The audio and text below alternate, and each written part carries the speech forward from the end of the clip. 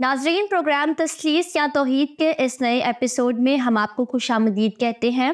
آج کے پروگرام میں ہم اپنے تثلیث اور کلام مقدس کے سلسلے کو جاری رکھتے ہوئے سموئیل کی پہلی اور دوسری کتاب کا مطالعہ کریں گے، اور ہمارے ساتھ موجود ہیں بھائی سلیمان جان۔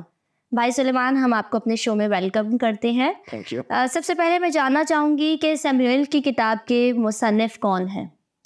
جی بہت شکریہ انمول۔ سیموئیل کی کتاب کو روایتی طور پر یہودی اور مسیحی علماء سیموئیل نبی کے ساتھ منسوب کرتے ہیں، اور انہی کے نام سے دونوں کتب یہودی بائبل میں بھی اور کرسچن بائبل کے اندر بھی شامل ہیں۔ یہاں پر تھوڑی سی جو سمجھنے کی بات ہے وہ یہ ہے کہ پہلے سیموئیل کی کتاب کے اندر 25ویں باب میں سیموئیل کی وفات کا ذکر ہے۔ بالکل۔ تو اس کے اوپر تاریخی طور پر علماء کی رائے مختلف ہے کہ پھر یہ باقی کتب یا باقی کے جو باب ہیں، حصہ، باقی کے جو حصے ہیں وہ کنہوں نے لکھے۔ تو جو روایتی ہمارے علماء ہیں وہ یہ کہتے ہیں کہ ناتن اور جد، یہ جو نبی ہیں جن کا بار بار ذکر آیا ہے پرانے نامے کے اندر، اور تواریخ کی کتاب کے نسب ناموں میں بھی جن کا ذکر آیا ہے، ان لوگوں نے پھر سیموئیل کی کتاب کو آگے بڑھایا، ٹھیک ہے۔ اور جو یہودی بائبل کے جو کرٹیکل اسکالرز ہیں یورپین، وہ بھی یہ کہتے ہیں کہ ٹھیک ہے، جو مین سٹوری ہے بادشاہوں کی اس کتاب کے اندر وہ تقریباً 10ویں صدی قبل از مسیح کی ہے، لیکن اس کو وقت کے ساتھ ساتھ پھر اس کو شکل دی گئی ہے، اس بیانیے کو شکل دی گئی ہے، اور یہ کرتے کرتے غالباً 6 صدی قبل از مسیح، یعنی کہ بابل کی اسیری کے بعد تک بھی اس کو تحریری شکل میں لانے میں اتنا وقت اس کو لگ گیا۔ تو واقعات ظاہر ہے سیموئیل کی اپنی زندگی کے، پھر داؤد بادشاہ اور ساؤل بادشاہ کی زندگی کے واقعات ہیں اس کتاب میں، لیکن اس کا جو آپ سمجھ لیں کہ مصنف ہے یا جس کے نام سے کتاب منسوب ہے وہ سیموئیل ہے۔ انگریزی زبان میں ایک لفظ استعمال کرتے ہیں آتھر، جسے ہم مصنف کہتے ہیں۔ جی۔ تو آتھر کے معنی لکھاری کے نہیں ہوتے، بلکہ اس کو پرانے اگر آپ اس پہ دیکھیں تو آتھر کا مطلب اتھارٹی، یعنی کس کے نام سے، کس کے اختیار سے وہ چیز منسوب ہے گئی۔ تو وہ سیموئیل کا اس لیے نام اس پہ دیا جاتا ہے کیونکہ یہ سیموئیل کی اتھارٹی یا سیموئیل اس کا آتھر ہے، بٹ ناٹ دا رائٹر۔ لکھنے والے اس کے بہت ہیں، اس کو تحریری شکل دینے والے بہت ہیں، لیکن جو اس کا مصنف ہے روایتی طور پر وہ سیموئیل ہی۔ تو اگر سیموئیل نبی کے علاوہ دوسرے مصنفین نے بھی جو ہے وہ اس میں اپنا کردار ادا کیا اس کتاب کو لکھنے میں، تو پھر اس کا سن تصنیف کیا ہوا؟ کس وقت جو ہے وہ ایک فائنل شیپ میں یہ آئی؟ جی، میں نے جس طرح کہا، کیونکہ واقعات جو ہیں تقریباً 10 یعنی ہزار قبل از مسیح، جسے ہم 10th سینچری 10ویں صدی قبل از مسیح کہتے ہیں، اور یہ وقت بادشاہی کا دور ہے۔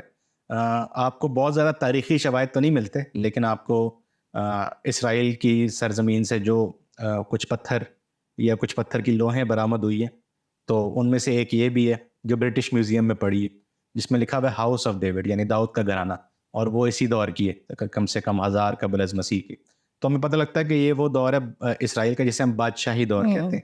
ہم اپنا سفر کرتے ہوئے آئے ہیں، ہم نے وہ دور دیکھا ہے کہ جب بنی اسرائیل مصر میں تھے، پھر وہ بیابان میں تھے، پھر وہ کس طرح سے یشوع کی سرپرستی کے اندر معاہدہ ملک میں آئے، ٹھیک ہے، اور اس کے بعد پھر قاضیوں کا ایک دور ہم نے دیکھا، اور قاضیوں کا دور کافی لمبا، ٹھیک ہے۔ اب جب ہم جس دور میں آ گئے ہیں سیموئیل کی کتاب میں، وہ ہے بادشاہی کا دور، یعنی بنی اسرائیل قوم اتنی مستحکم ہو چکی ہے کہ انہوں نے یہ مطالبہ کیا ہمارا ایک بادشاہ ہو۔ پھر جب بادشاہ بنا تو پھر فوجیں بنی ہیں، پھر محل بنے ہیں، پھر اور چیزیں، مطلب ایک حکومت جو ہے ایک سینٹرلائزڈ حکومت وہ مارز وجود میں آئی۔ تو یہ اس دور کے واقعات ہیں جو ہمیں کتاب بیان کرتی ہے، سیموئیل کی اپنی زندگی، اور پھر ابتدائی جو 3 بڑے بادشاہ ہیں اس میں سے بھی 2، ساؤل اور داؤد، ان کی زندگی کے بارے میں۔ تو یہ کم سے کم 10ویں صدی آپ سمجھ لیں قبل از مسیح کے۔ لیکن پھر آپ کو اسی کتاب کے اندر نا کہیں کہیں لکھا ملتا ہے اور آج کے دن تک ایسا ہی ہے، کیونکہ کچھ آیتیں ایسی، جس کا مطلب یہ ہے کہ واقعہ ہونے کے کافی دیر کے بعد یہ چیز لکھی جا رہی۔ تو اس پہ جیسا میں آپ کو کہہ رہا ہوں کہ مفسرین کی اور جو اس کو مطالعہ کرتے ہیں جو علماء، ان کی رائے یہی ہے کہ اس کو تحریری صورت میں پھر آخری جو آپ سمجھ لیں کہ اس کا مرحلہ تھا وہ یہی تھا بابل کی اسیری کے بعد۔ اور لیکن جو روایات ہیں، جو واقعات ہیں، وہ کافی قدیم، 1000 قبل از مسیح جس طرح ہم کہہ رہے ہیں، اس زمانے کے واقعات۔ اچھا، کوئی بھی تحریر ہوتی ہے اس کا کوئی نہ کوئی پس منظر ہوتا ہے، خصوصاً کسی کتاب یا کوئی واقعات ایسے ہوتے ہیں جس کو تاریخ، دنیا کی تاریخ بھی جو ہے وہ اس کا ثبوت پیش کرتی ہے. جی تو جو سمیل کی کتاب ہے اس کا تاریخی پس منظر کیا ہے؟ اچھا، اس سے پہلے میں یہ بات بھی واضح کروں کہ یہ جو سیموئل کی دو کتابیں، یہ دونوں اصل میں یہ ایک ہی کتاب ہے. یعنی اگر آپ عبرانی ہیبرو میں آپ بائبل دیکھتے ہیں تو اس میں یہ ایک ہی کتاب، اس میں یہ تواریخ کی کتاب، سلاطین کی، یہ ایک ایک کتاب ہے. اس لیے جو عبرانی بائبل ہے اس میں کتابوں کی فہرست چھوٹی ہے. جو پروٹیسٹنٹ ہمارے پاس ہے بائبل، کرسچن بائبل، اس میں فہرست زیادہ ہے کیونکہ ان کتابوں کی ڈویژن ہوئی ہے، یہ سپلٹ کیا ہے. اور یہ ہوا ہے جب ہفتادی ترجمہ، جو یونانی زبان کا ترجمہ ہے، جب وہ ترجمہ ہو رہا تھا تب پھر یونانی سوچ کے مطابق پھر انہوں نے ڈویژنس کیے. تو غالباً 200 یا 300 قبل از مسیح میں جب یہ ترجمہ ہوا یونانی زبان میں تو تب اس کتاب کے دو حصے کیے، پہلا سیموئل اور دوسرا سیموئل. اور اس کو الگ کرنے کا مقصد صرف یہ تھا کہ جو واقعات ہیں ان کو ڈیوائیڈ کیا جائے. ٹھیک ہے، تو آپ کو نظر آتا ہے، ٹھیک ہے، کہ پہلے سیموئل کے اندر داؤد، مثال میں ایک مثال دے رہا ہوں کہ داؤد نبی کی اسٹرگل نظر آتی ہے آپ کو بادشاہ بننے کے لیے، اور پھر دوسری کتاب میں بادشاہ بن جاتا ہے. تو اس طرح کی اس کو ڈیوائیڈ کیا گیا. ٹھیک ہے، لیکن یہ کتاب ایک ہی. تو اس لیے استاد ہمیں یہ سکھاتے ہیں کہ اس کو ہمیں پڑھنا بھی ایسے ہی چاہیے کہ آپ پھر اس کو ایک کتاب کی طرح پڑھیں، آپ اس میں گیپ نہ لیں. اب وہ ظاہر سی بات ہے، وقت کی قلت ہوتی ہے، ہم پوری کتاب ایک دفعہ میں نہیں پڑھ سکتے. تو اس کے لیے پھر طریقہ یہ کہ آپ پورا واقعہ پڑھیں، چاہے وہ جتنے ابواب پہ مشتمل ہو. تو جو واقعات ہیں نا ان کو پورا پڑھیں شروع سے لے کر آخر تک. تو جیسے اگر سیموئل کی پیدائش کا واقعہ ہے اور وہ 2-3 باب کے اوپر مشتمل ہے تو اس کو پورا اکٹھے پڑھیں، تو اس سے آپ کو زیادہ بہتر سمجھ آتا ہے. ہم عام طور پر ایک ہی باب پڑھتے ہیں یا چند آیات پڑھتے ہیں. تو بائبل اس طرح سے لکھی نہیں گئی ہے، یہ تو بعد میں اس کو ترتیب دی گئی ہے اس طرح. تو آج بھی جو ہمارے ٹیچرز ہیں وہ ہمیں یہی سکھاتے ہیں کہ اس کو پورا پڑھا کریں، کوشش کریں پوری کتاب اکٹھے پڑھ لیں، یا کم سے کم ایک واقعہ جو ہے اس کو آپ اکٹھے پڑھ لیں. اب رہا سوال اس کے تاریخی پس منظر کا، تو وہ یہی ہے کہ بنی اسرائیل قوم اتنی، آپ سمجھ لیں اپنی تاریخ میں اتنی وہ آگے آ چکی ہے کہ اب وہ دوسری قوموں کے ساتھ برابری کرنے کا سوچتی ہیں. وہ کہتی ہیں ہمارا ایک بادشاہ ہونا چاہیے. ٹھیک ہے، تو یہ وہ دور ہے جب بنی اسرائیل کے اندر بادشاہی نظام اور رائل فیملیز کا آپ سمجھ لیں کہ قیام شروع ہوتا ہے. ٹھیک ہے، اور سب سے پہلے ساؤل بادشاہ کو چنا جاتا ہے، اس کے بعد داؤد کو، اور اس کے بعد سلیمان کو. اور بائبل کی جو نیومرولوجی ہے اس کے حساب سے تقریباً ان تینوں کا جو آپ سمجھ لیں بادشاہی کا دور ہے وہ 40 سال کا ہے، جو کہ 120 سال بنتے. اور موسیٰ کی زندگی کا ہم دیکھتے ہیں وہ 120 سال. تو یہ ایک طرح سے کہنے کی بات ہے، بائبل کے اندر یہ کہنے کی بات ہے کہ سنہری دور، ایک سنہری دور وہ تھا جو موسیٰ کا تھا، یعنی بنی اسرائیل قوم کی تاریخ کا ایک بڑا دور. اسی طرح کا ایک بڑا دور یہ تھا کہ جب یہ 3 بادشاہ جو تھے بنی اسرائیل کے اوپر، تو ساؤل سے شروع ہوتا ہے. اور ساؤل ایک بڑا آپ سمجھ لیں کہ عام سا ایک شخص تھا بنیامین کے قبیلے سے، اس کو خدا لیتا ہے، اس کو بادشاہ بناتا ہے. سلیمان بادشاہ کے وقت اتنا خدا برکت دیتا ہے اسرائیل کو کہ وہ دنیا کی طاقتور قوموں کے ساتھ آپ سمجھ لیں کہ برابری کے اس کے اوپر آ جاتی ہیں اور بین الاقوامی تعلقات ان کے بننا شروع ہو جاتے ہیں. تو یہ اس کا ایک تاریخی پس منظر ہے. ٹھیک ہے، اس کے بیچ میں سیاسی پس منظر ملتا ہے آپ کو شاہی محل کے اندر کی سیاست نظر آتی ہے. آپ کو یہ نظر آتا ہے کہ اس زمانے میں بنی اسرائیل کی مذہبی صورتحال کیا تھی، یعنی پریسٹ ہوڈ جسے ہم کہتے ہیں، کہانت رائج تھی. ٹھیک ہے، کہانت جو ہارون کی کہانت ہے وہ ایک اسٹیبلش، ایک انسٹیٹیوشنلائز شکل لے چکی تھی، لیکن وہ کرپٹ ہو چکی تھی اس کتاب کے مطابق کہ کہانت کرپٹ ہو گئی. تو خدا نے سیموئل کو برپا اس لیے کیا کہ بنی اسرائیل کے اندر سیاسی اور روحانی قیادت نہیں ہے. تو خدا نے ایک شخص کو جس کا نام سیموئل ہے اس کو برپا کیا، اور اسی کے وسیلے پھر آنے والے لیڈرز کو خدا نے مسح کیا. تو یہ اس کا تاریخی پس منظر ہے کتاب. ویسے تو یہ کتاب کافی لمبی ہے اور بہت سارے خاص کردار ہمیں جو ہے اس کتاب میں نظر آتے ہیں، جن میں سے چند ایک کا آپ نے ذکر کیا، سمیل نبی ہیں، ساؤل بادشاہ ہے، داؤد بادشاہ. اس کے علاوہ بھی میں چاہوں گی کہ تھوڑا سا جلدی سے ہم اس کتاب کا جائزہ لیں، اس کا خاکہ جو ہے وہ بیان کیجیے کہ اس میں کون کون سے ایسے کردار ہیں اور کون کون سے ایسے خاص واقعات ہیں جن کو جاننا ہمارے لیے ضروری ہے. جی، آپ نے ٹھیک کہا کہ کتابیں لمبی بہت ہیں، یعنی تقریباً پہلے سیموئل میں 31 باب ہیں، دوسری کتاب کے اندر 25 باب ہیں. ٹھیک ہے، تو یہ ایک طویل کتاب ہے کیونکہ یہ ایک بہت بڑے عرصے کو کور کرتی ہیں. جیسا کہ میں نے کہا تو سیموئل کے بچپن سے، اس کی پیدائش سے کتاب شروع ہوتی ہے، اور وہ سلیمان بادشاہ کی پیدائش اور اس کے بادشاہ بننے کے سفر تک. اور یہ میں نے آپ کو بتایا یہ کوئی 100-150 سال کا یہ کہانی جو بیانی ہے اس کو بیان کرنے کے لیے، لیکن اس کو بڑا مختصر انداز میں بیان کیا گیا ہے. تو بہت جو بڑے واقعات ہیں وہ اتنے زیادہ نہیں ہیں. ظاہر ہے اگر ہم ہر چیپٹر کو، ہر واقعے کو لیں تو وہ ایک طویل چیز بن جاتی ہے، لیکن ایسا مختصر خاکہ یہی ہے کہ بالکل ابتدائی ابواب کے اندر پہلے جو 5-6 ابواب ہیں سیموئل کی کتاب، پہلی کتاب کے، اس میں ہمیں دکھائی دیتا ہے کہ خدا جو ہے وہ سیموئل کو چنتا ہے. اس کی ماں جو حنا ہے، جو بے اولاد ہے، اس کی دعا خدا سنتا ہے، ٹھیک ہے، اور اسے ایک اولاد ملتی ہے، اور وہ دعا بھی یہ کرتی ہے کہ اگر خدا تو مجھے اولاد دے گا تو میں اسے تیری نظر کر دوں گی. اور اسی لیے جو لفظ استعمال ہم کرتے ہیں نیزرائٹ، نذیر، تو یہ بائبل میں سمسون کے بعد یہ دوسرا نذیر آپ کو نظر آتا ہے، سیموئل، ٹھیک ہے. تو اس کی پیدائش کا، اور پیدائش میں ہی بچپن میں ہی اس کو ہیکل میں بھیج دینا، اور اس کے بعد خدا کا ایسے بلانا، یہاں سے بات شروع ہوتی. پھر ہمیں سمجھ آتا ہے کہ خدا کیوں ہم کلام ہوتا ہے اپنے لوگوں سے، اور کیوں وہ ایک لیڈر برپا کرنا چاہتا ہے. اس کا بیک گراؤنڈ یہ ہے کہ فلسطی جو تھا نا، فلسطی، وہ ان کی اسرائیل کے ساتھ، بنی اسرائیل کے ساتھ جنگ تھی، اور وہ جنگ اس حد تک تھی کہ وہ عہد کا جو صندوق ہے نا وہ بھی اس میں نمایاں ہوتا ہے کہ بنی اسرائیل عہد کے صندوق کو لے کے فلسطینیوں سے جنگ کرتے ہیں، ٹھیک ہے. تو وہ یہ اس کا ایک آپ سمجھ لیں یہ بیک گراؤنڈ ہے شروع کے ابواب کے اندر کہ فلسطینیوں سے جنگ ہے، اور یہ جنگ کافی دیر تک چلتی ہے. ہم پڑھتے ہیں آگے کہ ساؤل کو خدا چنتا ہے، وہ بنی اسرائیل کی فوجوں کو لیڈ کرتا ہے، اور وہ جیتتے ہیں فلسطینیوں سے. لیکن داؤد کے زمانے تک یہ جنگ چلتی رہتی ہے فلسطینیوں کے ساتھ. تو یہ ان کا سیکیورٹی کا ایک ایشو بنتا ہے، اور خدا پھر لیڈر برپا کرتا ہے.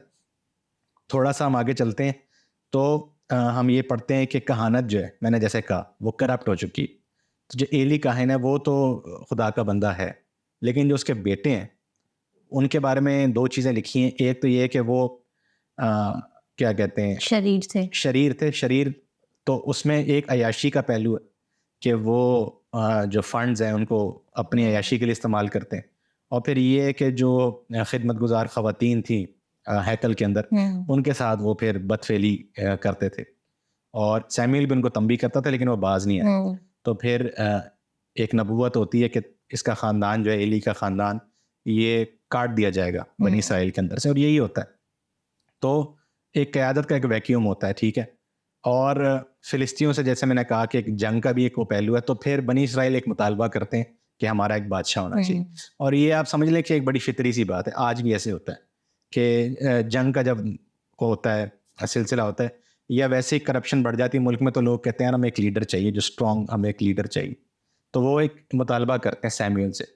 اور سیموئل جو ہے وہ پہلے تو منع کرتا ہے ان کو کہ نہیں، خدا ہی ہمارا بادشاہ ہے. لیکن پھر خدا کے کہنے پہ کہتا ہے کہ ٹھیک ہے، تم لوگ کو ایک بادشاہ ملے گا، اگر تم خدا کے ساتھ وفادار رہو گے تو اس بادشاہی کے اندر، نظام کے اندر بھی خدا تمہیں برکت دے گا. لیکن اگر تم خدا سے دور ہو جاؤ گے، یا اگر تم لوگ تابع داری نہیں کرو گے، تو یہی بادشاہ جو ہے نا تمہارے لیے عذاب بن جائے گا. اور ہوا یہی، آخر میں ہوتا ہی ہے. اور اسی کے دوران 25ویں باب کے اندر پھر سیموئل کی وفات ہو جاتی، ٹھیک ہے. اور اس دوران وہ ساؤل جو بنیامینی، اس کو وہ مسا کرتا ہے اور وہ پہلا بادشاہ بنتا ہے. ساؤل کے بارے میں کہا جاتا ہے کہ وہ قداور ایک شخص تھا، اور دیکھنے میں بہت زیادہ پرکشش. ہاں جی، پرکشش. تو جو بھی آپ سمجھ لیں کہ لیڈرشپ کی کوالٹیز تھیں وہ تھیں اس کے اندر. اور وہ چلا بھی، سیموئل کے ساتھ بھی وفاداری سے چلا، اور خدا کے ساتھ بھی وفاداری سے چلا. اس نے 2 چیزیں غلطی کی جو بائبل میں لکھا ہے کہ جس کی وجہ سے اس کو ہٹا دیا گیا تخت سے، یا خدا کی خوشنودی یا خدا کی منظوری اس پہ سے ہٹ گئی، یا مسا ہٹ گیا. پہلا یہ ہے کہ اس نے سیموئل کی جگہ خود قربانی کرنے کی کوشش کی، ٹھیک ہے. سیموئل کی جگہ خود اپنی طرف سے کہ میں بادشاہ ہوں تو میں مذہبی طور پر بھی لیڈ کروں گا بنی اسرائیل کو. دوسری بات یہ ہے کہ خدا کے جو احکام تھے سیموئل نبی کی معرفت، کہ اس نے جنگ میں کس طرح سے اپنے دشمنوں پر حملہ کرنا، ان کو کس طرح سے نیست و نابود کرنا ہے، وہ اس میں چوک گیا، ٹھیک ہے. تو اس وجہ سے خدا کی خوشنودی جو ہے یا خدا کا مسا جو ہے وہ ساؤل سے ہٹ جاتا ہے. اور اس کے بعد پھر ہم دیکھتے ہیں کہ ایک نوجوان کی ایک سمجھ لیں انٹری ہوتی ہے، وہ داؤد ہے، اور داؤد بادشاہ ہی اس کے بعد پوری کتاب کے نیریٹو کو ڈومینیٹ کرتا ہے، بلکہ اس کے بعد بائبل کے پورے نیریٹو کو داؤد ہی ڈومینیٹ کرتا ہے. کہ اس کو دکھایا گیا کہ وہ ایک جوشیلا نوجوان ہے، وہ اپنے خاندان کی بھیڑیں چراتا ہے، ٹھیک ہے، اور وہ بچپن سے ہی اس کے اندر کیا کہنا چاہیے، جنگجو ہے، اس کے اندر ایک ٹینڈنسی ہے کہ وہ جنگ کر سکتا ہے، وہ لڑائی کر سکتا ہے، اور وہ لیڈرشپ، کیونکہ وہ بھیڑیں چراتا ہے بچپن سے، تو اس کے اندر تو خدا کا وہ لکھا ہے کہ مسا اس کے اوپر آیا. سیموئیل ان کے گھر جاتا ہے، یسی کے گھر پہ، سارے بیٹوں کو چھوڑ کے سب سے چھوٹے بیٹے کو یعنی داؤد کو، جس کو وہ چھپا رہے ہوتے ہیں، تو وہ اس کو مسا کرتے ہیں. اور پھر داؤد کی ایک اسٹرگل ہے. داؤد کو مثبت انداز میں اس طرح سے پیش کیا گیا ہے کہ داؤد بے شک جنگجو جیسے آپ نے کہا وہ ہے، لیکن وہ زبردستی سے تختے پہ نہیں بیٹھنا چاہتا. اس کو موقع ملتے ہیں بہت سارے کہ وہ ساؤل کا قتل کرے، وہ نہیں کرتا. اس کے برعکس ساؤل اس کا بار بار قتل کرنے کی کوشش کرتا ہے. اور پھر آپ دیکھتے ہیں کہ داؤد کی زندگی میں اسٹرگل بہت ہے. وہ کبھی چھپتا پھرتا ہے، کبھی کسی شہر میں پناہ لیتا ہے، کبھی کسی غار میں پناہ لیتا ہے. اس کو لوگ دھوکہ بھی دیتے ہیں، اور وہاں پر آپ کو کہیں نہ کہیں مسیح کا بھی عکس نظر آتا ہے کہ جس طرح سے مسیح کو دھوکہ دیا گیا. یہ ہم نے ہولی ویک کے اندر اس بات کو ڈسکس بھی کیا تھا. قدرون کے نالے کے پاس یا زیتون کے پہاڑ کے پاس کس طرح سے جس طرح خدا یسوع مسیح کو دھوکہ دیا گیا، اسی طرح داؤد کو بھی شہر کے لوگ بتا دیتے ہیں کہ وہ یہاں چھپا ہوا ہے، لیکن خدا اس کی جان بچاتا ہے. اور 20 سال کے بعد، تقریباً 20 سال کی مدت کے بعد اس کو وہ تخت مل جاتا ہے، جب ساؤل اور اس کے بیٹوں کی وفات ہو جاتی ہے اور نیا ایک دور شروع ہوتا ہے. ٹھیک ہے، اور یہاں کرتے کرتے ہم دوسرے سیموئیل میں پہنچتے ہیں. دوسرے سیموئیل میں ہمیں پتہ لگتا ہے کہ داؤد جو ہے وہ ایک کامیاب شخص ہے، اور وہ جنگ میں بڑا مہارت رکھتا ہے. ٹھیک ہے، وہ بالکل جس طرح خدا نے کا حکم دیا تھا ہم کو نیست و نابود کرنے کا دشمنوں کو، وہ کرتا ہے، لیکن کہیں نہ کہیں وہ رحم بھی دکھاتا ہے. ٹھیک ہے، دوسرے بادشاہوں کے اوپر، دوسرے اپنے دشمنوں کے اوپر، اور اس کی بھی خوشنودی چلتی ہے خدا کے ساتھ. لیکن پھر ایک وقت آتا ہے ایسا، اس سے ایک گناہ اس طرح کا سرزد ہوتا ہے، بلکہ ایک نہیں دو ہوتے ہیں، دو گناہ. ایک وہ گناہ ہے جو اس کی آپ سمجھ لیں جو خطا ہے اس کی، ایک وہ ہے پھر وہ سیاسی طور پر کچھ اس طرح کے کام کرتا ہے جس میں خدا کی رضامندی نہیں ہوتی. اور وہ لکھا بھی ہے سیموئیل کی دوسری کتاب میں 24 باب میں کہ اس نے مردم شماری کرنے کی کوشش کی. اور اس کتاب میں مردم شماری کو پیش کیا گیا ہے اس کی فخر کے ساتھ کہ دیکھو میری کتنی بڑی فوج ہے، یا کتنا ہمارا ریونیو آتا ہے، اس طرح. تو خدا کی خوشنودی داؤد کے ساتھ بھی ختم ہوتی ہے، لیکن داؤد کی زندگی میں ہی خدا اس سے وعدہ کرتا ہے کہ جو تیرا بیٹا ہے، سارے بچوں میں سے جو تیرا بیٹا سلیمان ہے، اس کو پھر یہ تخت ملے گا، اور بلکہ وہ میرا بیٹا کہلائے گا. اور پھر اسی طرح داؤد کا جو گھرانہ ہے، داؤد کا جو تخت ہے، وہ ابدی ایک تخت یا ابدی سلطنت جو ہے اس کی قائم ہوگی. تو اس نوٹ کے اوپر جو ہے آپ سمجھ لیں کہ سیموئیل کی کتاب ختم ہوتی ہے. اور پھر یہیں سے پھر بنی اسرائیل کی تاریخ آپ کو بڑا آگے جو آپ سمجھتے ہیں سلاطین کی کتاب میں سلیمان کے بارے میں، اور پھر تواریخ کی کتاب میں جب آپ آتے ہیں تو پھر وہ اسیری کے بعد جو ان کی تاریخ ہے، بادشاہی تاریخ، اس میں کافی اس کو وہ داؤد کے پس منظر سے پیش کرتے ہیں، تو وہ آ جاتی ہے. تو یہ آپ سمجھ لیں کہ سیموئیل کی جو کتاب ہے، یہ آپ سمجھ لیں بادشاہی دور کی جو شروع کا دور ہے نا، اس کو یہ پیش کرتی ہے. اس کے مثبت پہلو بھی دکھاتی ہے، لیکن اس کے منفی پہلو بھی بہت زیادہ دکھاتی ہے، جس کو ہم آگے ڈسکس بھی کریں. یہ تو بائبل کی خوبصورتی ہے. کسی بھی شخص کو اگر بائبل ہائی لائٹ کر رہی ہے، ایک جگہ پہ خدا کہہ رہا ہے کہ یہ میرے دل کے موافق جو ہے مجھے ایک شخص مل گیا، لیکن وہی شخص خدا چاہتا تو اس کے گناہ ڈھانپ بھی سکتا تھا. لیکن اسی کردار سے آج ہم بہت کچھ سیکھتے ہیں. یہیں سے ہمیں اندازہ ہوتا ہے کہ انسان واقعی غلطی کا پتلا ہے. بے شک وہ خدا کی نظر میں کتنا مقبول جو ہے، وہ مقبول کیوں نہ ہو، لیکن تب بھی اس سے گناہ سرزد ہو سکتا ہے. اچھا، یہ سارے جو واقعات آپ بیان کر رہے تھے، تو میرے ذہن میں آ رہا ہے کہ جو سیموئیل کی کتاب ہے، اس کا ایک مین ٹاپک کالنگ بھی کہہ سکتے ہیں آپ. جب سیموئیل کی جو ہے سمجھے پیدائش ہوتی ہے تو خدا اس کو چنتا ہے ایک اپنے مقصد کے تحت. پھر ہم دیکھتے ہیں کہ خدا نے ساؤل کو چنا ایک مقصد کے تحت. پھر ہم یہ بھی دیکھتے ہیں کہ خدا نے داؤد کو بھی چنا.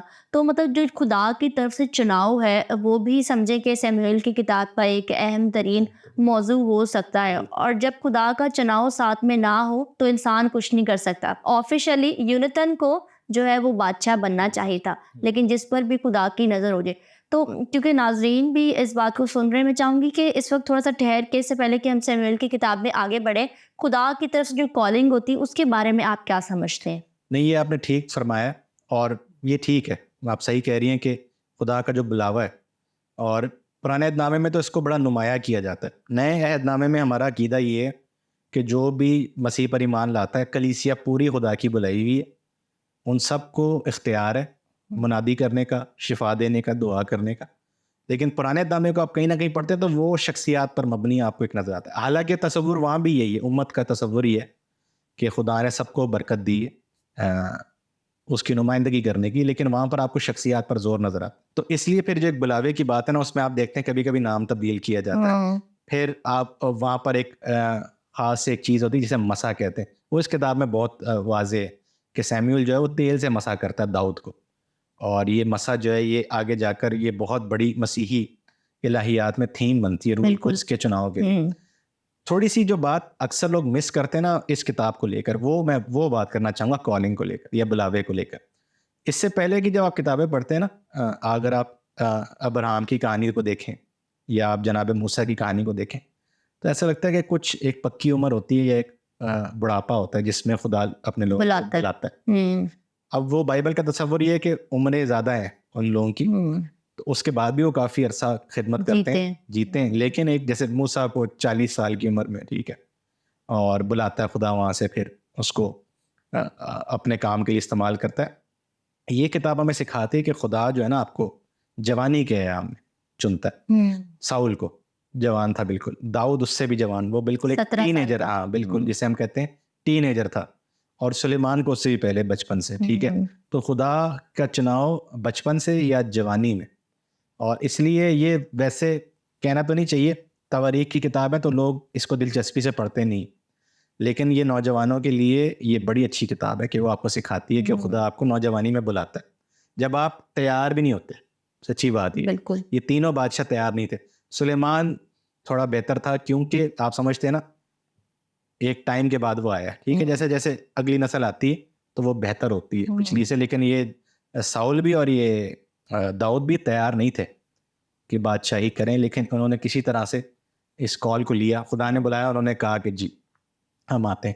اس میں آپ کو سیمیول کا کردار بھی نظر آتا ہے کہ اگر سیمیول بلاتا ہے لوگوں کو خدا کی طرف سے تو سیمیول کی ابھی ٹرسٹ ہے لوگوں کے اوپر, تو وہ کہتے ہیں ٹھیک ہے ہم جوائن کریں گے خدا کی کال کو, ہم یس کریں گے, ٹھیک ہے. ایک اس کا یہ پہلو ہے کہ خدا آپ کو نوجوانی میں بلاتا ہے, خدا آپ کو چناؤ کرتا ہے آپ کا, اور آپ کو لیڈرشپ کی پوزیشن دیتا ہے. اب دیکھیں یہ تینوں بادشاہ جو ہے نا, سلیمان, داؤد اور ساؤل, یہ کسی بھی طریقے سے ناکام بادشاہ نہیں ہے.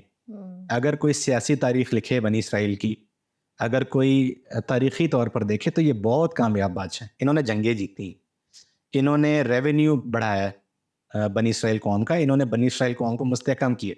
یہ کسی بھی لحاظ سے آپ سمجھ لیں کہ ناکام لوگ نہیں تھے. لیکن تینوں کے بارے میں لکھا ہے کہ ایک وقت آیا کہ جب خدا نے تینوں کو رد کر دی, تو اس کی وجہ کیا ہے؟ اس کی وجہ ہے اخلاقی گراوٹ, یعنی جسے ہم مورل فیلئر کہتے ہیں. تو بائبل جس چیز پہ زور دیتی ہے وہ یہی ہے کہ آپ بھلے ہی ایڈمنسٹریٹیولی بڑے آپ قابل ہو, آپ بہت فتوحات کر لیں, آپ بہت سکسیزفل ہو جائیں, آپ کا پروجیکٹ بڑا اچھا ہو جائے, بٹ اگر آپ مورلی آپ ٹھیک نہیں ہیں, آپ کا کردار ٹھیک نہیں ہے, اور آپ کا چال چلن خداوند کے ساتھ ٹھیک نہیں ہے, تو خدا رد کر دے گا. یہ اب یہ مثبت اور منفی دونوں پہلو میں بتا رہا ہوں. مثبت پہلو یہی ہے کہ خدا نے بس اب بزرگوں کو چھوڑ دیے, اب قیادت جو ہے وہ جوانوں کی طرف آئی. لیکن اس کا منفی پہلو یہ ہے کہ تینوں نے کہیں نہ کہیں خدا کو ناراض کیا, اس کے حکموں کو توڑا ہے, اور پھر ان کی وجہ سے بنی اسرائیل کے اوپر بہت ساری مصیبتیں آئی ہیں. ٹھیک ہے, تو کالنگ جو ہے نا ایک پریویلیج جسے ہم کہتے ہیں, اعزاز تو ہے لیکن وہ ذمہ داری بھی بالکل ہے. اور جب وہ ذمہ داری آپ لیتے ہیں تو آپ صرف اپنے لیے نہیں, آپ اپنی پوری قوم کے لیے ذمہ دار ہوتے ہیں. اور یہ تینوں شخص کہیں نہ کہیں اس چیز میں فیل ہوئے. اچھا, حالانکہ فتوحات کے حوالے سے تو یہ کامیاب. بالکل. کالنگ کی آپ بات کریں کہ کالنگ ذمہ داری ہے, وہ بات بالکل ٹھیک ہے. آپ نے اخلاقی گراوٹ کی بات بھی کی ہے کہ داؤد کے بارے میں اگر ہم دیکھتے ہیں تو وہ اخلاقی طور پر اس ایریا میں کم نکلے, لیکن ساؤل کی زندگی میں ہمیں شاید کوئی ایسا اخلاقی گراوٹ تو نہیں دکھائی دیتی, لیکن جو ان کی زندگی میں مین پوائنٹ تھا وہ خدا کی نافرمانی تھی. اچھا, ایک اور چیز میں آپ بتاتا چلوں, یہ بات ہے سمجھنے کی کہ بنی اسرائیل کی تاریخ میں آگے جا کے اس دور کے بعد داؤد جو ہے نا وہ بہت نمایاں اور مقبول کردار, یعنی آپ سمجھیں جناب موسیٰ کے بعد جو بڑی شخصیت ہے بالکل یہودیت کے اندر وہ داؤد. داؤد نبی. آج بھی جو ان کا جھنڈا ہے, جو بھی ان کا ہیکل, وہ ستارہ بناتے ہیں, اس کو اسٹار آف ڈیوڈ کہتے ہیں. ٹھیک ہے, داؤد بہت بڑا نام ہے. اور مسیحیوں کے لیے بھی داؤد بڑا نام اس لیے کیونکہ ہم کہتے ہیں وہ مسیح کا جو تھا اس کا نسب نامہ داؤد سے, تو ہی سن آف ڈیوڈ, ابن داؤد. یہ کافی دفعہ آیا ہے انجیل کے اندر آیا کہ وہ ابن داؤد ہے, اور یہ ایک طرح سے اس کا ایک طرح کی پہچان ہے اس کی, وہ مسیحا ہے اور وہ ابن داؤد ہے. وہ ابن خدا ہے, وہ مسیحا ہے, وہ منجی ہے, وہ ابن داؤد. ابن داؤد, اور ہماری دعاؤں میں, ہمارے گیتوں میں, ہمارے عام بات چیت میں یہ لقب آیا, حالانکہ ہم یہودی نہیں ہیں. داؤد بادشاہ سے اس طرح سے ہمارا تعلق نہیں ہے, لیکن وہ ہمارے ایمان کا حصہ ہے. بالکل.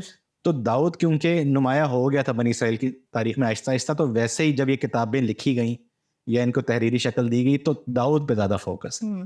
تو اس لیے ساؤل بے شک بہت اچھا انسان ہو یا اچھا بادشاہ ہو, تو ویسے ہی اس کو داؤد کے مقابلے میں تھوڑا سا کم دکھایا گیا. چاہے آپ صحیح کہہ رہی ہیں, اخلاقی گراوٹ اس کی زندگی میں شاید نہیں تھی, لیکن بنی اسرائیل کی الہیات میں, ان کی تاریخ میں داؤد کو جو ہے نا وہ کر دیا گیا تھا, اور کہ وعدے خدا کے اس کے ساتھ ہیں. اسی جیسا داؤد ایک اور آئے گا بادشاہ جو ہمیں چھڑائے گا ہمارے دشمنوں سے اور خدا کی سلطنت کو قائم کرے گا. مسیحا کا تصور ان کا یہی تھا کہ داؤد جیسا ایک اور. ٹھیک ہے, تو اس لیے بھی آپ کو یہ نظر آتا ہے, یہ والا تھوڑا سا کنٹراسٹ نظر آتا ہے کہ ساؤل بے شک, اور اگر کوئی میں اکثر یہ کہتا بھی ہوں, اگر کوئی بنیامینی لکھ رہا ہوتا ہے یہ کتاب تو شاید ساؤل کو وہ پروجیکٹ کرتا, لیکن حاصل کلام پھر یہی ہے کہ اگر آپ خدا کے ساتھ صحیح نہیں چلتے یا اخلاقی طور پر آپ ٹھیک نہیں ہیں, تو پھر آپ کی فتوحات ایک طرف ہو جاتی ہیں, آپ کی اچیومنٹس ایک طرف ہوتی ہیں, اور خدا کی نظر میں آپ پھر مقبول نہیں رہتے. بالکل بالکل. جی ناظرین, آج کے ایپیسوڈ میں ہم نے سموئیل کی کتاب کے تعارف, پس منظر اور کچھ اہم واقعات کے بارے میں گفتگو کی ہے. امید کرتے ہیں کہ یہ شو آپ کے لیے باعث برکت ثابت ہوا ہوگا. سموئیل کی کتاب کو ہم اپنے اگلے ایپیسوڈ میں بھی جاری رکھیں گے. ہمیں اور ہماری ٹیم کو اپنی دعاؤں میں یاد رکھیے گا. بہت شکریہ.